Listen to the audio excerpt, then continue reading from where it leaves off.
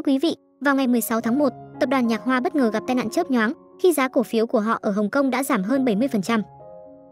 Sau khi thị trường mở cửa ngày hôm đó, giá cổ phiếu của Nhạc Hoa giảm mạnh, mức giảm tối đa gần 80% xuống còn 1,32 đô la Hồng Kông, giá mở cửa ngày hôm đó là 5,60 đô la Hồng Kông. Tính đến thời điểm đóng cửa, giá cổ phiếu của Nhạc Hoa đã giảm hơn 77%.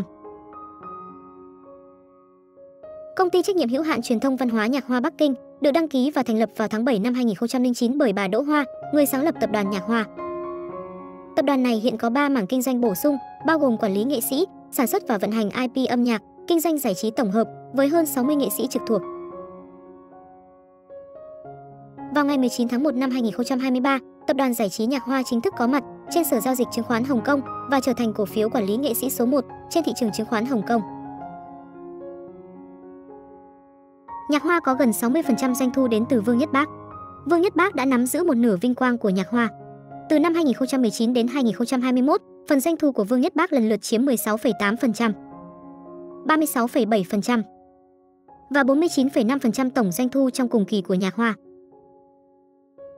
Trong doanh thu mà Nhạc Hoa đạt được trong 3 quý đầu năm 2022, tỷ lệ phần doanh thu của Vương Nhất Bác tiếp tục tăng lên 59%.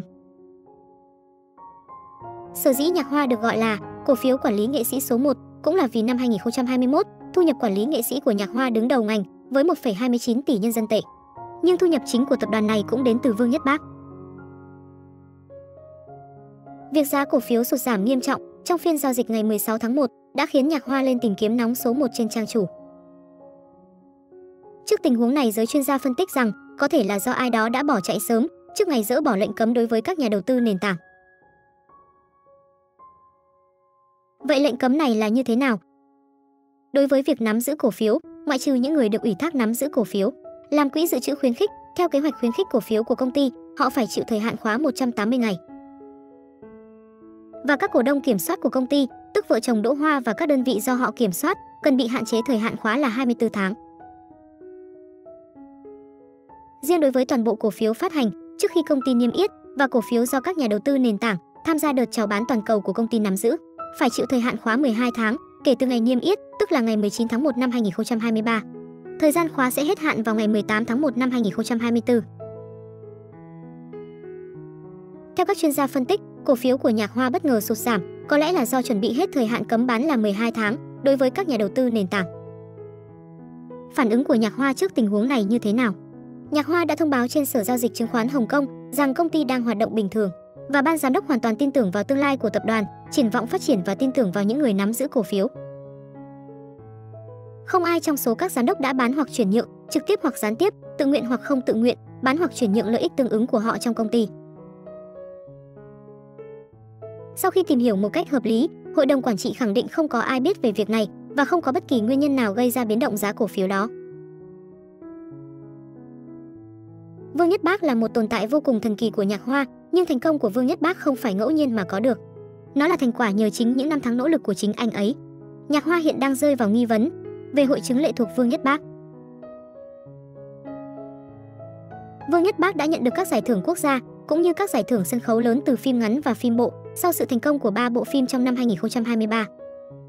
Tuy nhiên, rõ ràng việc đầu tư cổ phiếu cho một công ty giải trí phụ thuộc duy nhất vào một nghệ sĩ có thể coi là việc đầu tư mạo hiểm và bấp bênh.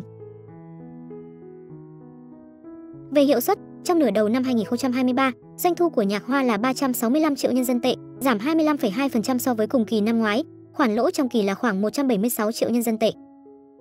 Nhạc Hoa thẳng thắn công bố báo cáo kinh tế và khẳng định rằng khoản lỗ so với cùng kỳ năm ngoái, nguyên nhân chủ yếu là do điều kiện thị trường kém, do lỗ giá trị hợp lý của cổ phiếu ưu đãi chuyển đổi và sự sụt giảm trong doanh thu. Có lẽ sau một năm phụ thuộc lệnh cấm bán, các nhà đầu tư nền tảng đã sẵn sàng rời đi sau khi lệnh cấm bán hết hiệu lực vào ngày 19 tháng 1. Những thông tin rò rỉ trước đã khiến giá cổ phiếu của Nhạc Hoa giảm chạm đáy trong phiên giao dịch vào ngày 16 tháng 1 mới đây. Tuy nhiên, thị trường cổ phiếu vốn lên xuống thất thường. Không ai biết trước được tương lai sẽ xảy ra chuyện gì.